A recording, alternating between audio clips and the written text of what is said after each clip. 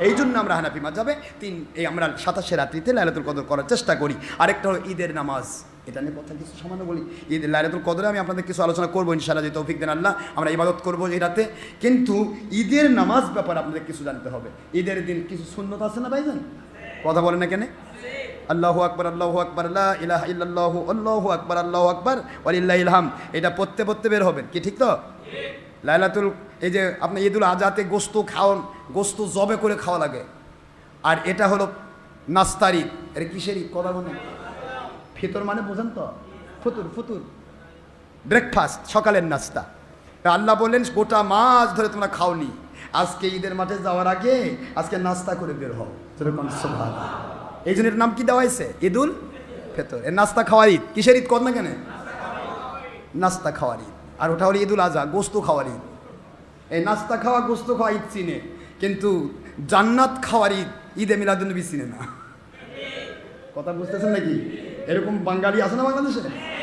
বাঙালি না, এরকম মুন্সি আছে, ধর্মের লেভেলধারী বেঈমান খারেজি আছে। দুই ঈদ চিনে, কিন্তু ঈদুল আজহা ঈদুল ফিতর চিনে, কিন্তু ঈদে মিলাদুন্নবী কথা কোনে কি হলো? কারণ ঈদুল ফিতরে নাস্তা খাওয়া যায়, আর ঈদুল আজহাতে গোস্ত খাওয়া যায়। ঈদুল ফিতর উপলক্ষে গোটা রমজান সদকা যাকাত চামড়া পাওয়া যায়, ঈদুল আজহাতে চামড়া পাওয়া যায়।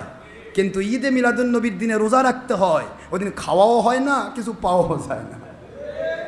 কথা কি বুঝতে পেরেছেন?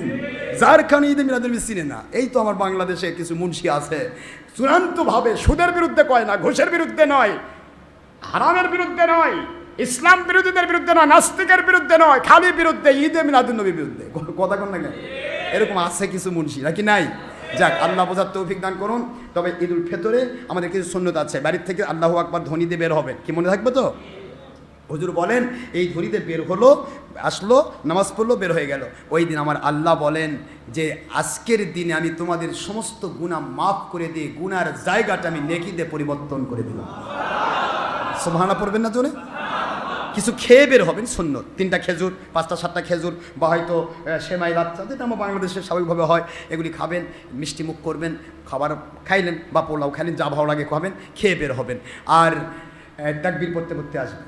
ঈদুল ফিতরে এই ধরনের সুন্নতগুলি গোসল করবেন। গোসল কি বলে না কেন, কি করবেন? সকালে গোসল করবেন। জুমার দিন আর ঈদুল ফিতরের দিন, ঈদুল আজহার দিন যে গোসল করে, হুজুর বলেছেন সে যেন জান্নাতের পানি দিয়ে গোসল করল। আপনাদেরকে আমি বলছি, আর বলবো না, আর কষ্ট দেবো না।